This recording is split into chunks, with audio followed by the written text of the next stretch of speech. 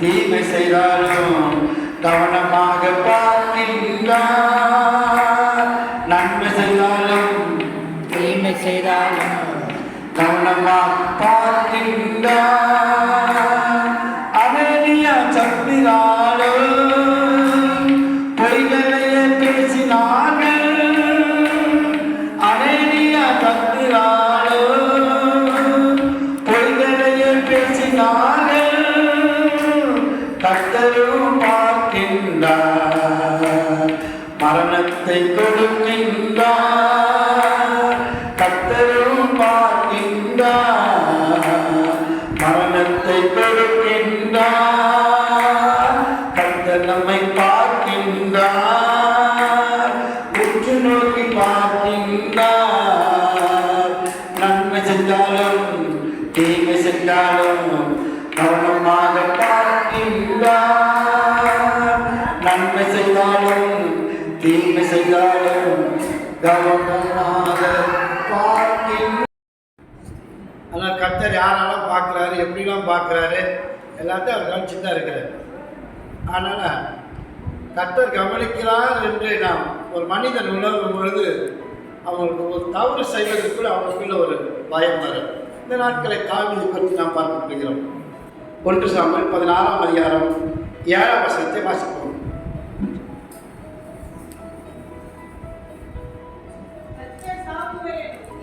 கர்த்தர் சாமுவேலை நோக்கி, நீர் இவனுடைய முகத்தையும் இவனுடைய சரீரத்தை வளர்ச்சியும் பார்க்க வேண்டாம். நான் இவனை புறக்கணித்தேன்.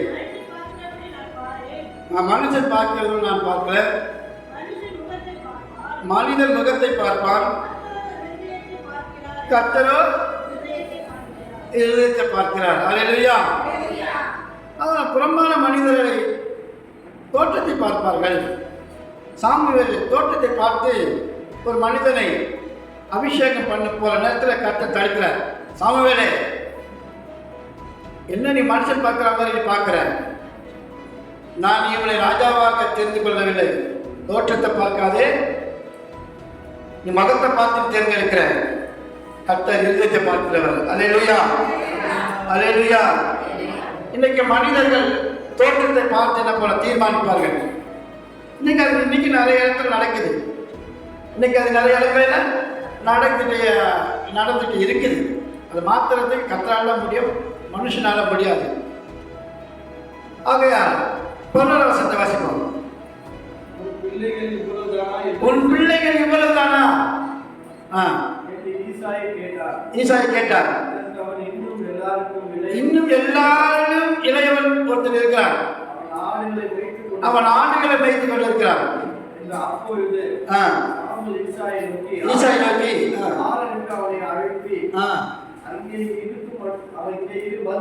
அவன் வரும் மட்டும் நான் பந்து இருக்க மாட்டேன் என்றார். ஆள் அனுப்பி அவனை அழைப்பித்தார். சிவந்த மேனியும் அழகிய கண்களும் நல்ல ரூபம் உள்ளவனாய் இருந்தார்.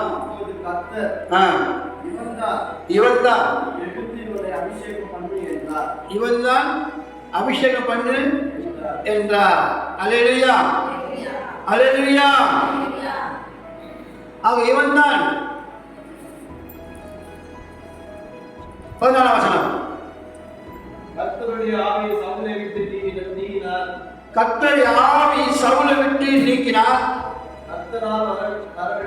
கர்த்தரால் வரவிடப்பட்ட பொல்லாத ஆவி அவனை கலங்க பண்ணி கொண்டிருக்கிறது. அல்லேலூயா. டிரான்ஸ்ஃபர் ஆயிடுச்சு. சவுலை அபிஷேகம் பண்ணினவரும் கர்த்தர் தான். சவுல் அபிஷேகம் பண்ணவர் யாரு? ராஜாவாக, அதான் முதல் ராஜா. ஆனால் அபிஷேகம் பண்ணப்பட்ட பிறகு அவன் வழி தவறாக இருக்கிறதுனால பொறுத்து பார்த்தாரு, டைம் கொடுத்து பார்த்தாரு. கர்த்தர் என்ன பண்ணாரு?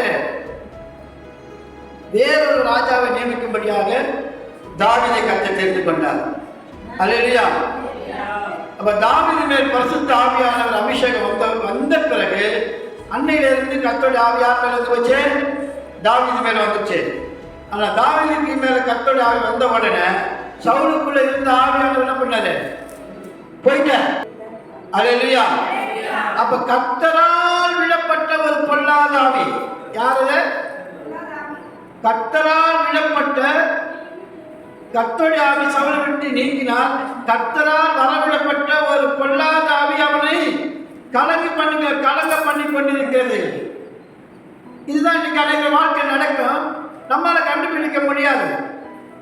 அநேக மனிதர்கள் நமக்குள்ள பரிசுத்த ஆவியானவர் இருக்கிறாரு, பரிசுத்த ஆவி இருக்குது நினைச்சு அவன் நினைச்சுக்கிட்டு இருக்கலாம். தவறான வழியை விட்டு தவறான வழியை நீங்கள் போகும் பொழுது, ஆனால் கர்த்தரால் விடப்பட்ட ஒரு பொல்லாத ஆவி வந்துச்சுன்னா அது நமக்கு தெரியாது, நம்ம கலங்கம் பண்ணிக்கிட்டே இருக்கோம்.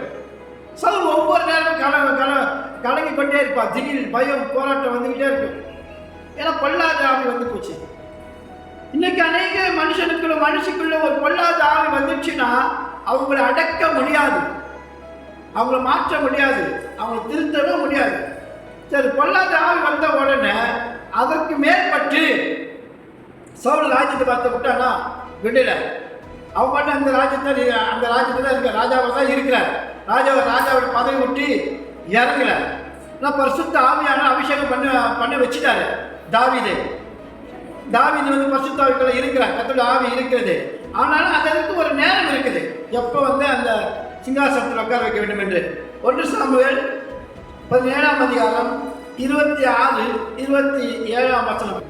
அப்போ சவுலுக்குள்ள பயங்கரமான ஒரு பொல்லாத ஆவி இருக்கும்போது ஒரு பொல்லாத மனுஷன் கோலியாத் 40 நாட்களாக இஸ்ரவேல் ராணுவத்தையே மிரட்டிக் கொண்டிருக்கிறார்.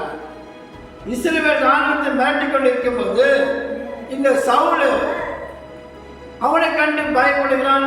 அவனை ராணுவமே பயப்படுது,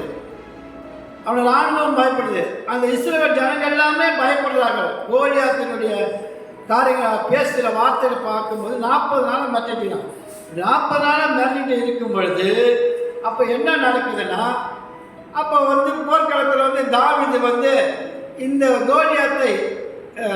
கோலியாத்தின் வந்து நான் மேற்கொள்ள தாவீது சொல்கிறார் எங்கள் சவுலுக்கிட்ட, அதெல்லாம் உன்னால் முடியாதுப்பா, நீ அதெல்லாம் இல்லைங்க, நான் ஒரு வாட்டி நான் சிங்கத்தை அடித்தேன், ஒரு வாட்டி கரடியை அடித்தேன், அந்த மிருகம் போல தான் இவனும் இருப்பான், அதனால் இவனை அடிக்கிறதுக்கு இந்த கத்தி கபலெல்லாம் எனக்கு வேண்டாம், அதை பற்றி எனக்கு தெரியாது, இந்த ராணுவ உடைகள்லாம் என்னால் போட்டுக்க தெரியாது, எனக்கு பயிற்சி இல்லை, அதனால் கர்த்தர் அவனை என் கையில் ஒப்பு கொடுப்பா, இதை குறித்து நீங்கள் இவ்வளோ பயப்பட வேண்டியதில்லை, கலங்க தேவையில்லை, நான் பார்த்து சொல்லிட்டு ரொம்ப ரொம்ப ஒரு தைரியம் வர வந்துட்டு இருக்கும்போது அதுக்கு முன்னால் சில காரியங்களை விசாரிக்கிறார். 17ஆம் அதிகாரம் 26, 27 வசனம். அப்பொழுது தாவீது தண்ணீர் அண்டையிலே நிற்கிறவர்களை பார்த்து, இந்த பெலிஸ்தனை கொண்டு இஸ்ரவேலுக்கு நேரிட்ட நின்று நீக்கிறவனுக்கு என்ன செய்யப்படும்?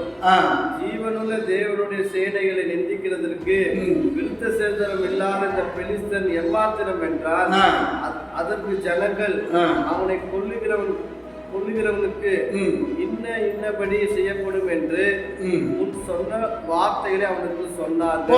போதும். இப்ப சரி, அவனை கொல்லுறேன், ஆனா ராஜா என்ன கொடுப்பாரு? அந்த ராஜா எனக்கு என்ன பரிசு கொடுப்பாரு? என்ன ஜனங்கள் பேசிக்கொண்டு மறுபடியும் தீவிரம் கன்ஃபார்ம் பண்ணிக்கிறான்.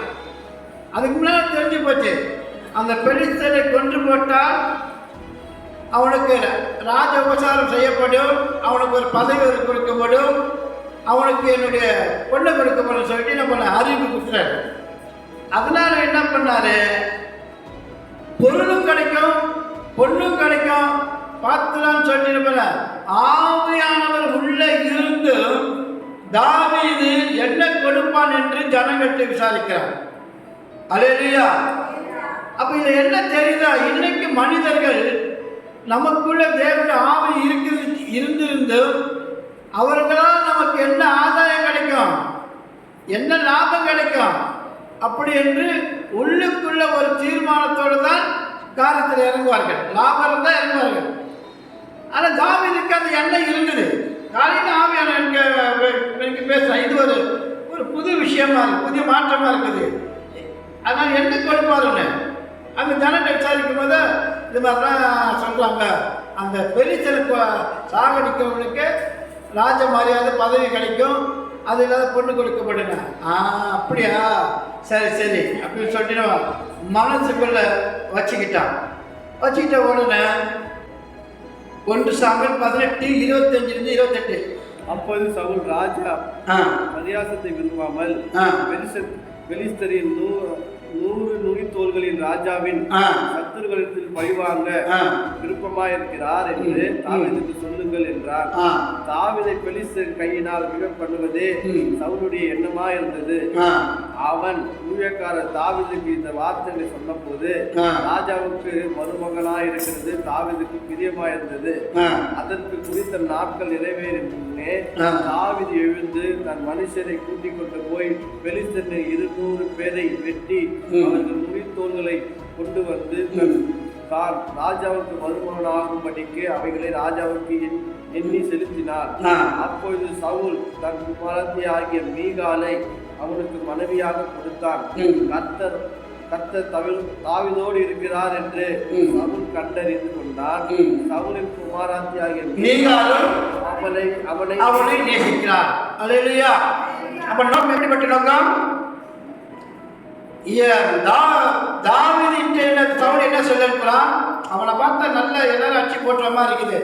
ஆனாலும் இன்னும் ஒரு 100 பெலிஸ்தருடைய தலையை வெட்டி சாய்ச்சிட்டானா, அவன் நுனித்தலை கொண்டு வந்து கொடுத்தானா என் பொண்ணு அவனுக்கு தான் அப்படி ராஜா ஆசைப்படுறாருப்பா.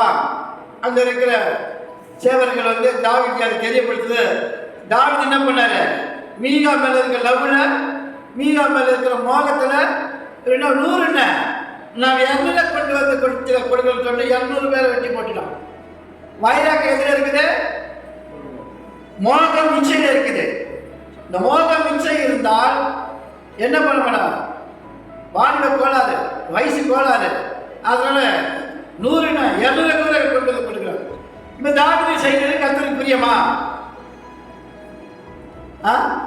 பிரியல. இது கர்த்தரை கேட்டு பண்ணாரா? கர்த்தர் எதுக்காக அபிஷேகம் பண்ணிக்கிறாரா? அது கர்த்தர் வச்சுக்க அந்த நாள் வரும்.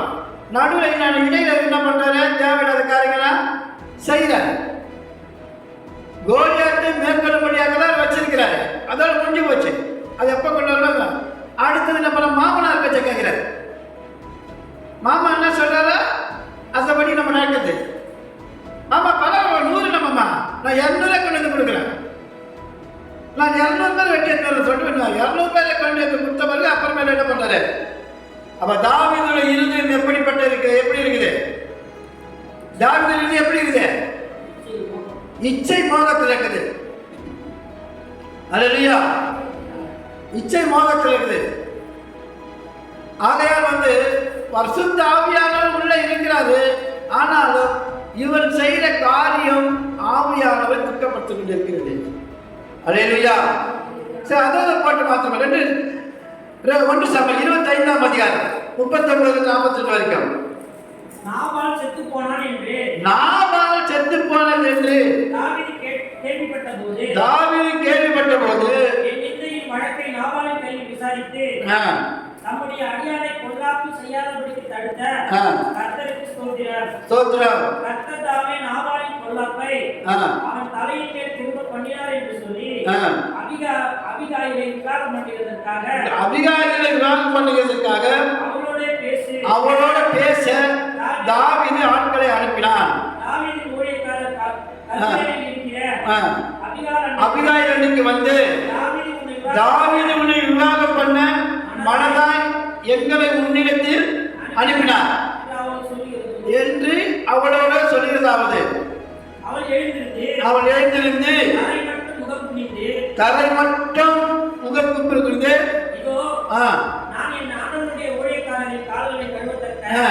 பணிகளுக்காக அவள் அடியாளம் என்றார். பின்பு அபிகாய் தீவிரத்து எழுந்தி ஒரு கழுதை மேல் ஏறி 5 தாதி பெண்களை கூட்டிக் கொண்டு தாவீது ஸ்தானாதிபதிகளுக்கு பின் சென்று போய் அவனுக்கு மனைவியானார். அல்லேலூயா. என்ன செய்யணும்? உங்களுக்கு விவரத்தை மிச்சி காட்ட வேண்டும். விவரத்தை சொல்றது என்னென்றால், இந்த நாபால் என்று ஒரு மனுஷன் தாவீதுக்கு உதவி செய்ய வரல. தாவீது கஷ்டப்படும் பொழுது இந்த நாபால் ஒரு கஞ்சத்தனமான மனிதன். தாவீது ஒரு உதவி கேட்கும்போது, என்னுடைய ஜனங்கள் பசியும் பட்டியுமா இருக்கிறார்கள், உன்னுடைய ஆடு மேரிகள்லாம் நாங்கள் ராத்திரிலாம் இரவு பகலும் பாதுகாத்து வந்தோம், அதனால கொஞ்சம் சாப்பாட்டுக்கு வழி செய்யுங்க சொல்லும் போது அவங்க கொடுக்க மாட்டேன்ட்டான்.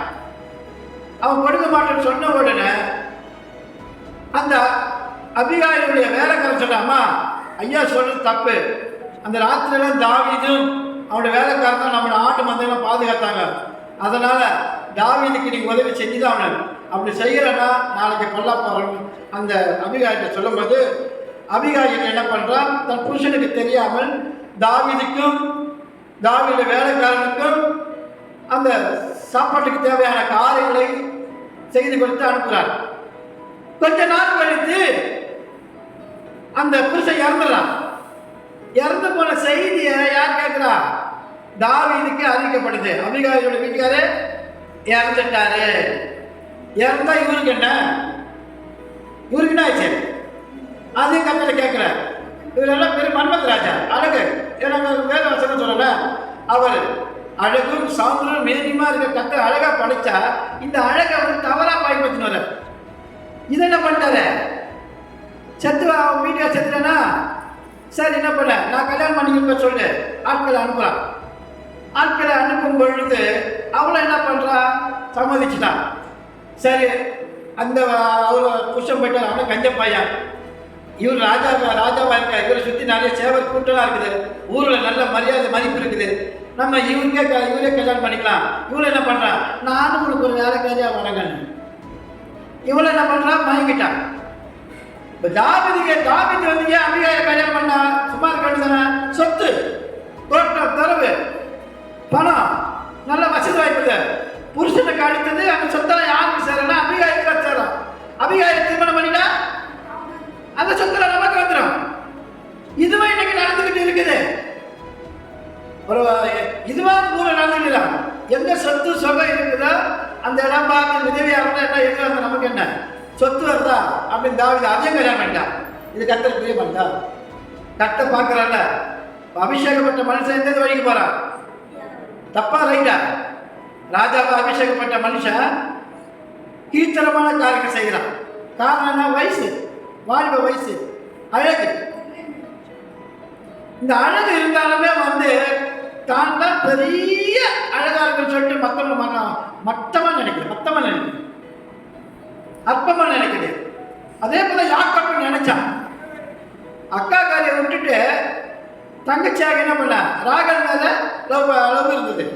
அப்பக்காரன் என்ன பண்ண, நீ லவ் பண்ணா கூட, நீ நேசித்தா கூட, மூத்தவர் இருக்குமா நான் எப்படி இவ்வளவு கொடுப்பேன், இன்னும் 7 வருஷம் வேலை செய், அண்ணன் கையில் கொடுக்குறதோட உங்க கையில் உனக்கு என்ன கொடுக்குறேன். அதனால யாக்கோபு என்ன பண்ணா, பரவாயில்ல நம்ம மாமா தானே, இன்னும் ஒரு 7 வருஷம் செய்வோம் சொல்லிட்டு என்ன பண்ணாரு, 7 வருஷம் வேலை செஞ்சு அந்த ராகலியம் கல்யாணம் பண்ணிக்கிறார். அப்போ ஒரு மனிதனுடைய வாழ்க்கையில ஒரு இச்சை என்று மனசுல பூந்துச்சுன்னா வருஷம் போறதும் தெரியாது, உழைக்கிற உழைப்பும் தெரியாது, அவன் மேல இருக்கிற அந்த காத்தல்லே நம்ம 7 வருஷம் போனதும் தெரியாது. அல்லேலூயா. அதே மாதிரிதான் இந்த தாவீதும் என்ன பண்றாரு, நமக்கு நல்ல நம்ம ஊர்ல நல்ல மரியாதை மதிப்பு இருக்கு, கோலியாத்தே சாவச்சிட்டோம், 200 நிலத்தோட வெட்டி போட்டது ஊருக்கு தெரியும், நம்ம சுத்தி கூட்டம் இருக்குது, அதனால நமக்கு நல்ல மரியாதை இருக்குன்னு நினைச்சு அந்த மரியாதை தவறாவே பயன்படுத்திட்டு வர்றாரு. யாரு? தாவீது. அல்லேலூயா, அல்லேலூயா. ஆகையால இந்த நாட்களிலும் நான் ரொம்ப ஜாக்கிரதையாய் வாழ வேண்டும்.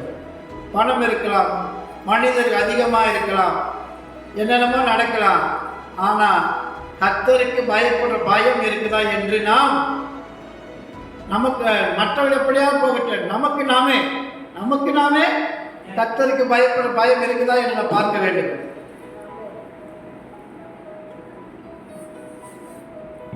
அல்லேலூயா, அல்லேலூயா. 2 சாமுவேல் 11ஆம் அதிகாரம் 2லிருந்து 5ஆம் வசனம் வரைக்கும் வாசிப்போம். ஒரு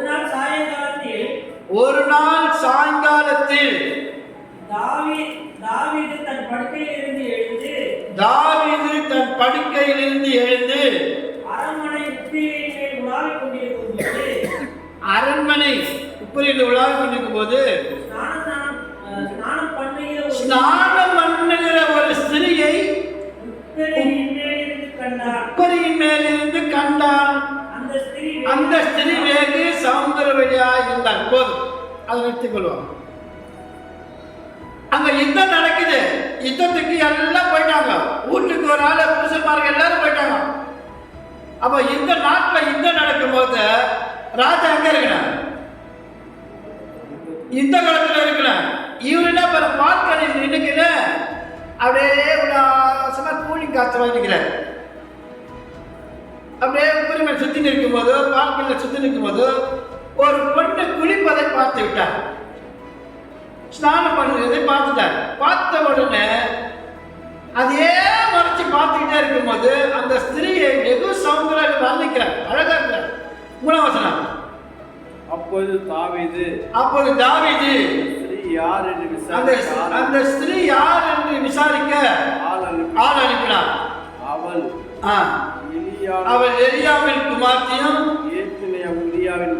ஏத்தியனாகிய உரியாவின் மனைவியாக பட்சபேல் என்றார். அல்லேலூயா.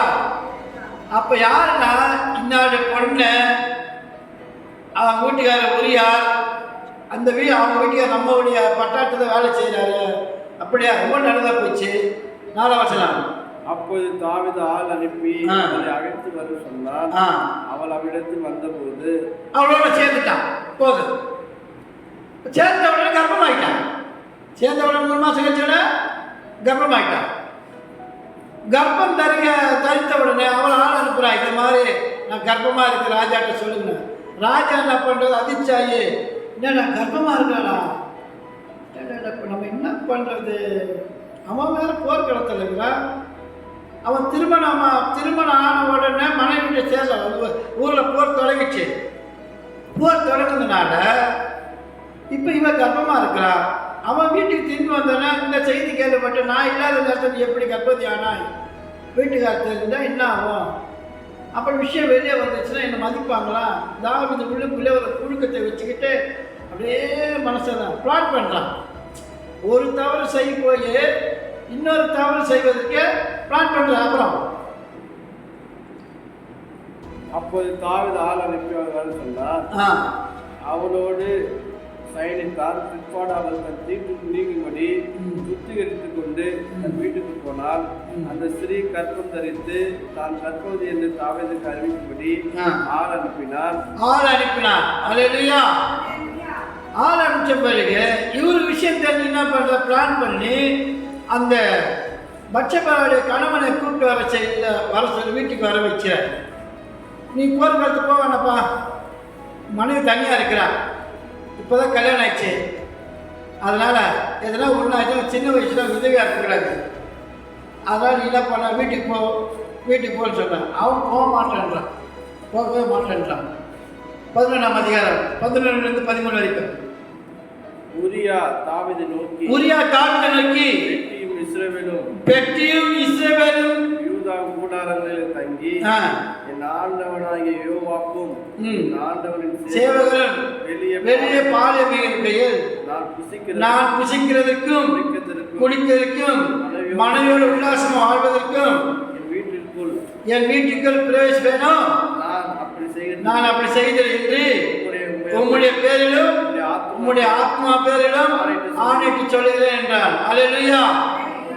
ராஜாவுக்கு இருக்க வேண்டிய வைராக்கியம், நல்ல குணங்கள் வேலைக்காரனுக்கு இருக்குது. நம்முடைய பெட்டி மாட்டிக்கிச்சு, உடன்படிக்கை பெட்டி மாட்டிக்கிச்சு, பெலிஸ்தர் கையில் இருக்குது. அப்படி இருக்கும்போது நம்ம நிறைய ஜனங்கள் எல்லாம் எல்லாம் போர்க்களத்தில் இருக்கிறாங்க. நான் மட்டும் எப்படி சுகபோகமாக வாழணும், ஆனால் சுகமாக வாழ மாட்டேன்னு சொல்லிட்டு போர் முடிகிற வரைக்கும் நான் வீட்டுக்கு போக மாட்டேன் என்று நான் ஏற்கனவே உடன்படிக்கை பண்ணிட்டேன். உங்கள் மேலே ஆணையிட்டும் கர்த்தர் மேலே ஆணையிட்டேன், நான் போக மாட்டேன்னு ஒத்த காலம் நிற்கிறேன். அல்லேலூயா. 13ஆம் வசனம். தாவீது அவனை தனக்கு முன்பாக புசித்து குடிக்கிறதுக்கு அழைத்து அவனை வெறிக்க பண்ணினான். ஆனால் அவன் வீட்டுக்கு போகாமல் சாயங்காலத்திலே சேவகரோடு படுக்கையிலே படுத்துக் கொண்டான். காலமே தாவீது யோவாபுக்கு ஒரு நிருபத்தை எழுதி உரியாவின் கையில் கொடுத்து அனுப்பினான். அந்த நிருபத்திலே மும்முரமாய் நடக்கிற போர் முகத்திலே உரியாவை நிறுத்தி அவன் விட்டுட்டு சாகும்படி அவனை விட்டு பின்வாங்குங்கள் என்று எழுதியிருந்தார். என்ன சொல்றாரு?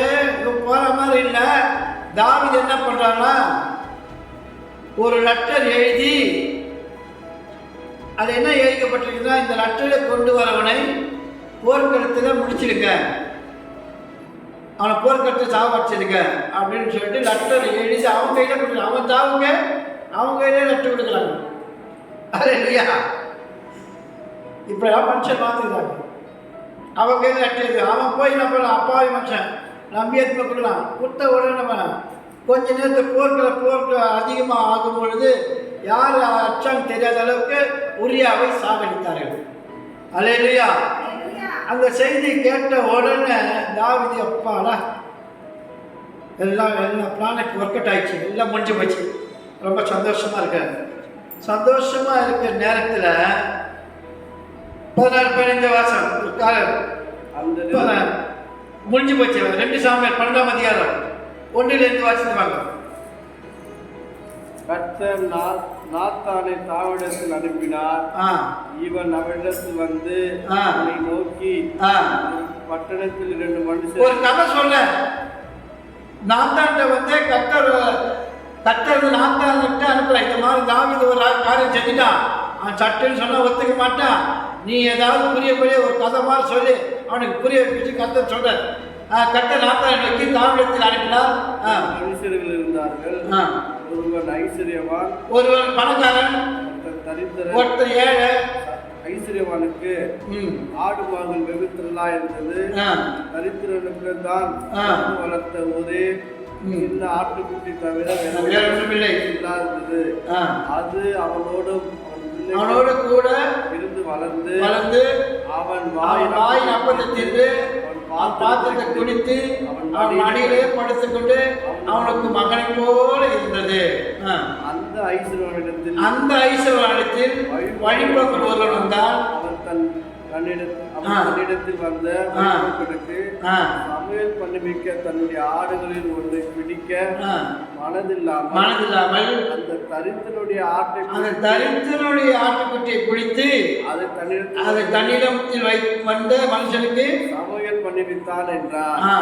அப்பொழுது தாவீது மனுஷன் மேல் மிகவும் கோபம் உண்டவனாகி, அந்த மனுஷன் மேல் மிகவும் கோபம் உண்டவனாகி நாத்தானை பார்த்து, இந்த காரியத்தை செய்த மனுஷன் மரணத்துக்கு பாத்திரன் என்று கர்த்தர் ஜீவன் கொண்டு சொல்லுகிறேன் என்றான். போதும். அப்ப என்ன இவர் என்ன சொல்ல, அப்புறமா நான் சொல்றேன். ஐயா ராஜா, என்னப்பா செய்தி கேட்டு சொல்லி அவங்ககிட்ட சொல்லுப்பா, என்ன செய்திங்க பாருங்க. ஒரு பணக்காரங்க நிறைய ஆடு இருக்குது, ஒரு ஏழை கிட்ட ஒரே ஒரு ஆடு தான் இருக்குதுய்யா. அவன் அந்த ஒரு ஆடை செல்லமாக வச்சிருந்தான், அவன் மடியிலே படுத்துருக்க, மடியிலே இது பண்ண. ஆனால் அந்த ராஜா என்ன பண்ண, அவங்க அந்த ராஜா கிட்ட இருக்கிற ஆடுகளை ஒன்று கூட அடிச்சு சமைச்சு சாப்பிட்றதுக்கு இல்லாமல் அந்த தரித்திரங்கிட்ட இருக்கிற ஒரே ஒரு ஆடை, அவன் வளர்த்ததே அது ஒன்று தான், அந்த ஒரு ஆடை அடித்து சாப்பிட்டுட்டாயா. அவன் நிலைமை ரொம்ப பரதாமல் இருக்குதுயா. கொண்டு யார் அவன்? இப்படிப்பட்ட காரியம் செஞ்சவன் யார் அவன்? அவன் சாக வேண்டும். யார் அவன் சொல்லுங்க. அது நீங்க தான்.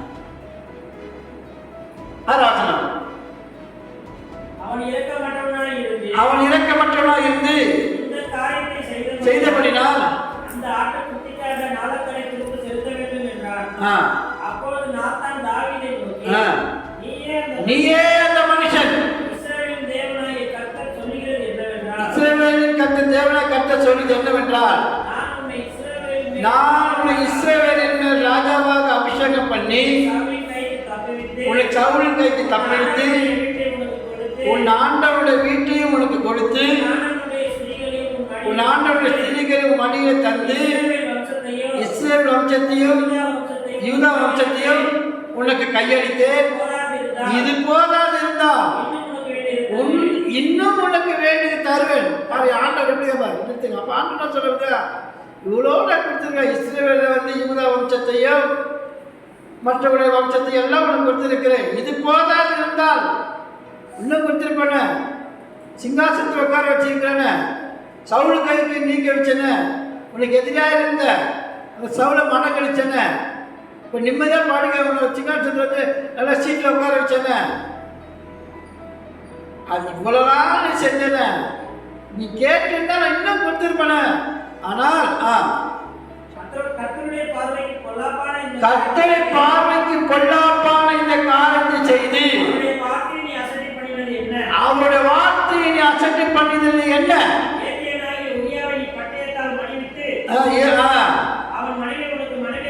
எடுத்துக்கொண்டு கொன்று போட்டாயே. இப்போது நீ என்னை அசட்டை பண்ணி ஏற்றினாக உரியாவின் மனைவியை உனக்கு மனைவியாக்கி எடுத்துக்கொண்டபடினால் பட்டயம் என்றைக்கும் உன் வீட்டை விட்டு விலகாதிருக்கும். கர்த்தர் சொல்வது என்னவென்றால், இதோ நான் வீட்டில் பொல்லாப்பை உன்மேல் ஏற்ப பண்ணி உன் கண்கள் பார்க்க உன் ஸ்திரீகளை எடுத்து உனக்கு அடுத்தவனுக்கு கொடுப்பேன். அவன் இந்த சூரியனுடைய வெளிச்சத்திலே உன் ஸ்திரீகளோடு பயணிப்பான். நீ ரகசியமா ஒளிப்படுத்துறது அதை செய்தாய். நானோ இந்த காரியத்தை இஸ்ரவேல் எல்லாருக்கும் முன்பாகவும் சூரியனுக்கு முன்பாகவும் செய்வேன் என்று சொன்னான். அப்படி தாவீது நாத்தானிடத்தில் நான் கர்த்தருக்கு விரோதமாய் பாவம் செய்தேன் என்றார். நாத்தான் தாவீதை நோக்கி, நீ சாகாதபடிக்கு கர்த்தரும் பாவம் நீங்க செய்தார்.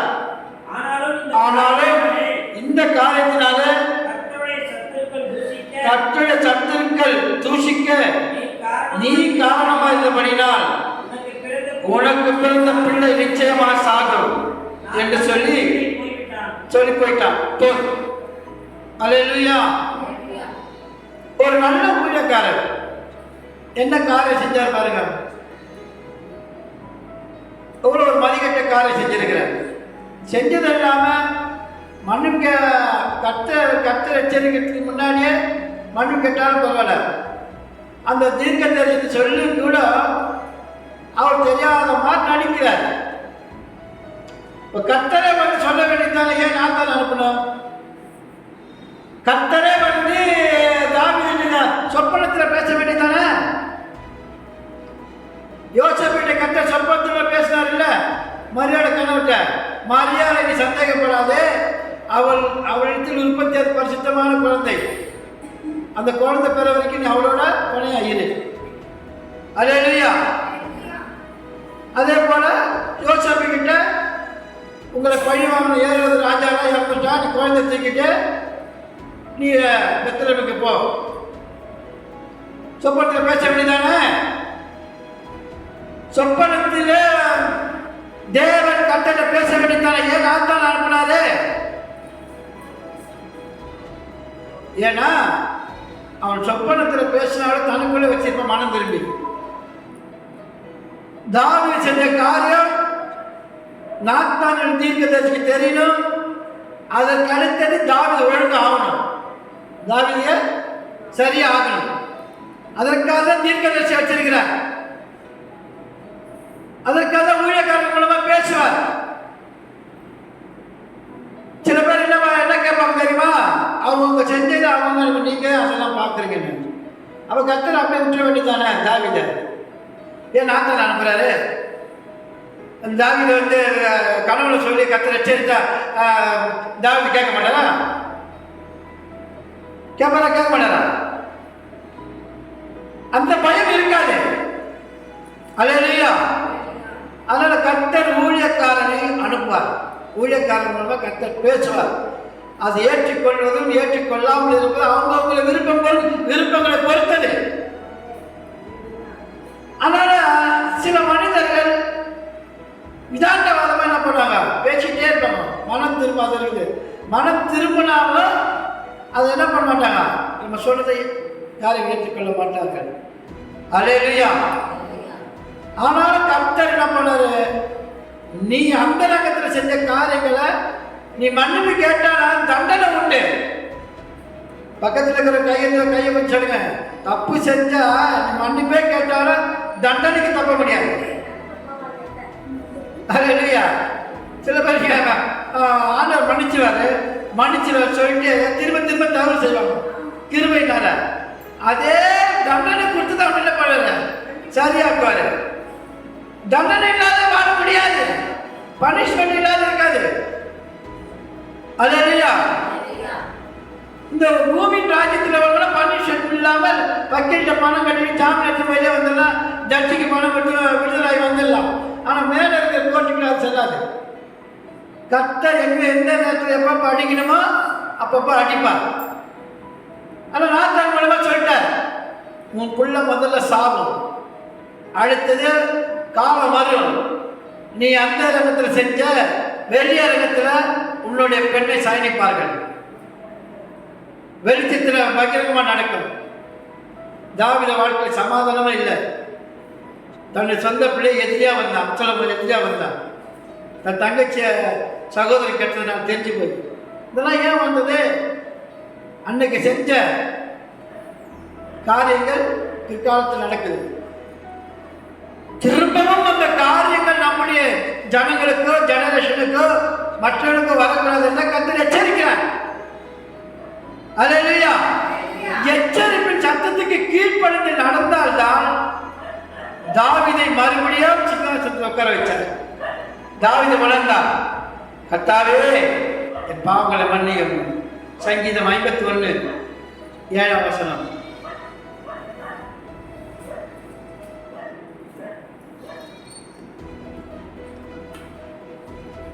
நீர் என்னை ஈசோப்பினால் சுத்திகரியும், என்னை சுத்திகரியும், அப்போது நான் சுத்தமாவேன். என்னை கழுவியறிலும், அப்போது நான் உறைந்த மழையிலும் நன்மையாவேன். சந்தோஷம் மகிழ்ச்சியும் கேட்கும்படி செய்யும். அப்போது நீ நொறுக்கின எலும்புகள் களி கூறும். என் பாவங்களை பாராதபடிக்கு நீர் உமது முகத்தை மறைத்து என் அக்கிரமங்கள் எல்லாம் நீக்கியறிலும். தேவனே, சுத்த இருதயத்தை எனக்கு புது இருதயத்தை கொடுங்க. ஏற்கனவே இருந்த இருதயம் மோசமான இருதயமா இருந்தது. தவறு செஞ்சிட்டேன். ஏற்கனவே இருந்த இருதயம் சரியில்லை, இச்சையில விழுந்துட்டேன். என்னை புது இருதயம் மாற்றி கொடுங்க என்று அவன் கெஞ்சி மன்றாடி கேட்கிறான். அப்புறம் நிலைவரமான ஆவி கேட்க பரிசுத்தாவே கேட்கிற. பரிசுத்தாவே நிலைவரமா நீங்க எப்போது நிலவரமா என் கூட இருக்கணும். ஆவியானவரை பற்றி அப்பதான் உணர்ந்து பார்க்க. இப்ப உணர்றது அப்பவே உணர்ந்தா அபிகாய் வந்திருக்க மாட்டான். அல்லேலூயா. இப்ப உணர்ந்து அப்பவே உணர்ந்திருந்தா கேட்டிருந்தா 700 பெலிஸ்தருடைய தலையை வாங்கியிருக்க மாட்டேன், தப்பான காரியங்களுக்கு போயிருக்க மாட்டேன். அதனால இப்ப கேட்கிறேன், எனக்கு நல்ல ஆவியை கொடுங்க, பரிசுத்த ஆவியை கொடுங்க. அந்த ஆவிக்கு பயந்து கீழ்ப்பது நடக்கணும். நிலவரமான ஆவியை உள்ளத்திலே புதுப்பியும். உமது சமூகத்தை விட்டு என்னை தள்ளிடாதீங்க. உமது பரிசுத்த ஆவியை எடுத்து எடுத்துக்கொள்ளாமல் கெஞ்சி மன்றாடி கேட்கிறான். தயவு செய்து ஆவியானவரே நீங்க போயிடாதீங்க, என்னை விட்டுட்டு போயிடாதீங்க. பரிசுத்த ஆவியானவரே எனக்குள்ள தங்கி இருக்கும் என்று கெஞ்சி மன்றாடி கேட்கிறார்.